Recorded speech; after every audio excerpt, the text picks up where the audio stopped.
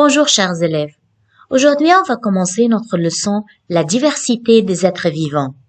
Un être vivant est un organisme doté de vie, ce qui signifie qu'il naît, se développe et finit par mourir. L'être humain est un être vivant. Les animaux sont des êtres vivants, comme le chat, le chien, le lapin, la souris, ainsi que les plantes.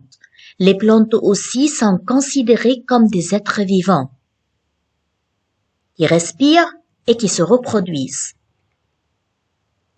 Les champignons, les bactéries. Les bactéries sont des micro-organismes unicellulaires, c'est-à-dire qui se composent d'une seule cellule. On ne les voit pas avec les yeux nus. On a besoin d'un microscope pour qu'on puisse les voir. Pour être considéré comme un être vivant, l'animal ou le végétal c'est-à-dire la plante, en question doit être capable de respirer, se nourrir, produire des déchets et se reproduire. Pour survivre, les êtres vivants sont capables de se reproduire et de s'adapter à leur environnement. Les plus développés communiquent entre eux par différents moyens et certains peuvent se déplacer par leurs propres moyens. L'homme est un être vivant. L'homme peut se reproduire, c'est la femme qui porte le bébé dans son ventre.